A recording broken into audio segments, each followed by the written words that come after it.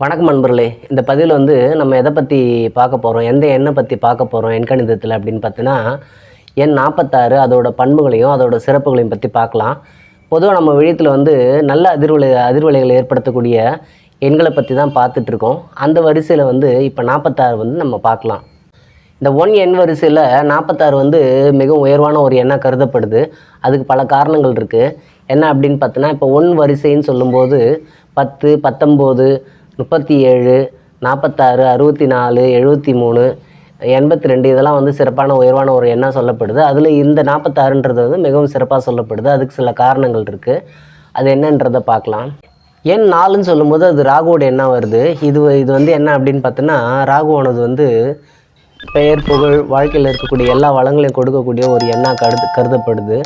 Stability for the element for the stability and the strong ஒர்க்குன்னு சொல்லக்கூடியது. அதாவது வாழ்க்கைக்கு தேவையான எல்லா வசதிகளையும் அதற்கான அத்தியாவசிய திங்ஸ் எல்லாம் கொடுக்கக்கூடியது. Moreover of the stable foundation சொல்லக்கூடிய ஸ்டேபிள் ஃபார்மேஷனாக ஒரு நிலைத்தன்மையை கொடுக்கக்கூடிய ஒரு எண்ணாக சொல்லப்படுது. 6ன்றது என்ன அப்படின்னு பார்த்தோன்னா, அன்பு, வெகுஜன தொடர்பு மற்றும் குடும்ப அமைதியான ஒரு சூழ்நிலை, ஹார்மனி, லைஃப்பில் இருக்கக்கூடிய ஹார்மனி இதெல்லாம் கொடுக்கக்கூடிய ஒரு எண்ணம் 6 எண் சொல்லப்படுது. இது ரெண்டும் சேர்ந்து 1 ஆதிக்கத்தில் வருது, சூரியனோட ஆதிக்கத்தில் வர்றதுனால இது ஒரு சிறந்த எண்ணாக கருதப்படுது. இப்போ 1 எண்ணுன்னு சொல்லும்போது 1 எல்லாமே ஒரு தலைமை பண்பை கொடுக்கக்கூடியது. சூரியனோட எண்ணுன்றதுனால அது ஒரு லீடர்ஷிப் குவாலிட்டி தரக்கூடிய ஒரு எண்ணாகவே எப்பவுமே கருதப்படுது. எண் 1ன்னு சொல்லும்போது அது achievement of the goal, leadership quality, then pioneer, self determination இதெல்லாம் குறிக்கக்கூடிய தன்னிறைவு, சுயமாக சிந்தித்து முடிவெடுக்கக்கூடிய தன்மை, தலைமை பண்பு, இது எல்லாமே ஒரு தலைமைத்துவம் எல்லாத்தையும் கொடுக்கக்கூடிய ஒரு எண்ணாகவே கருதப்படுது. இந்த ஈஜிப்த் பிரமிடில் இந்த எண்ணெய் எப்படி சொல்லப்படுது? ஈஜிப்த் பிரமிடில் அந்த எண்களை சித்திர குறியீடாக குறிக்கப்பட்டிருக்கு. அதில் இந்த 46 எப்படி குறிப்பிடுறாங்க அப்படின்னு பார்த்தோன்னா, கிரீடம் அணிந்த தலை அப்படின்னு சொல்லக்கூடிய ஒரு எண்ணாகவே கருதப்படுது. மோரோவர் கனசதுர பெட்டி, பிளாசம்ஸ் ஆஃப் கியூபாய்டு பாக்ஸ் அப்படின்னு சொல்கிறாங்க. கனசதுர பெட்டி ஃபுல்லாக மலர்கள் இருக்கக்கூடிய ஒரு கனப்பெட்டி, சதுர கனப்பெட்டி அப்படின்னு சொல்லக்கூடியது.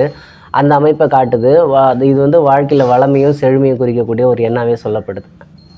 இந்த எண்ணெய் பெயரென அமைக்கும் போது அவங்களோட சுய ஜாதகத்தில் ராகுவோடைய தன்மையும் மற்றும் சுக்கிரனோட தன்மையும் மற்றும் சூரியனோட தன்மை இது எல்லாத்தையுமே அலசி அனலைஸ் பண்ணி தான் வைக்கணும்.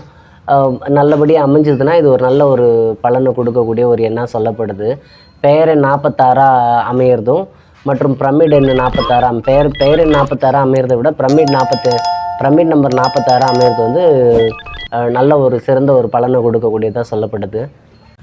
இந்த எண் 46 எங்கே அமையும் அப்படின்னு பார்த்தோன்னா, கண்ணியில் சூரியன் இருக்கக்கூடிய ஒரு அமைப்பை காட்டுது. கண்ணியில் சூரியன் இருக்கக்கூடிய ஒரு அமைப்பு மகப்பேறு தன்மையை கொடுக்கக்கூடிய ஒரு அமைப்பாக சொல்லப்படுது. இதுக்கு உதாரணமாக மகாபாரதத்தில் குந்தி தேவியானவள் சூரியனை வழிபட்டு கர்ணன்ற ஒரு மகனை பெற்றெடுத்தாள் அப்படின்றதுக்கு இது உதாரணமாக சொல்லப்படுது. மோரோவர் இது என்ன பிரமிடில் ஈஜிப்து பிரமிடில் இந்த எண்ணெய் எப்படி குறிப்பிடப்பட்டிருக்கு, என்ன மாதிரி சித்திரங்களில் குறிப்பிடப்பட்டிருக்கு அப்படின்னு பார்த்தோன்னா, மலர்களால் அலங்கரிக்கப்பட்ட கனசதுர பெட்டி, cuboid box of flower blossoms அப்படின்ற மாதிரி சொல்லப்படுது. 46 பேரில் அமைஞ்ச செலிபிரிட்டிஸ் யார் அப்படின்னு பார்த்தோன்னா, Einstein, Jack Nicholson, Mohammed Rafi, NR Narayanan இவங்கெல்லாம் சொல்லலாம். கிறிஸ் கூப்பர், வால்டிமிர் புட்டின், சுபாஷ் சந்திர போஸ், ஷாஹித் கபூர் இவங்கெல்லாம் இந்த 46 பெயரை நாமை கொண்டவங்க தான்.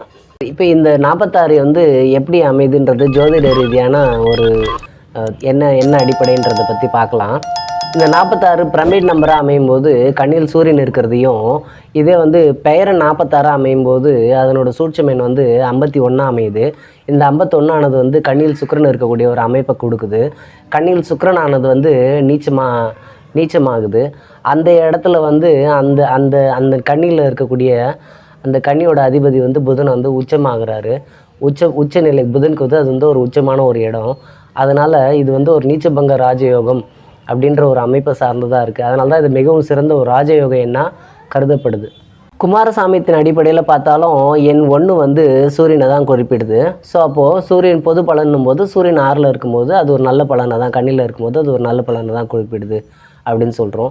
இது பெயர் என்ன அமைஞ்சாலும் ஒரு சிறப்பு தான். பிரமிட் என்ன அமைஞ்சாலும் அந்த வகையில் பார்க்கும்போது அது ஒரு சிறப்பான ஒரு எண்ணாக கருதப்படுது.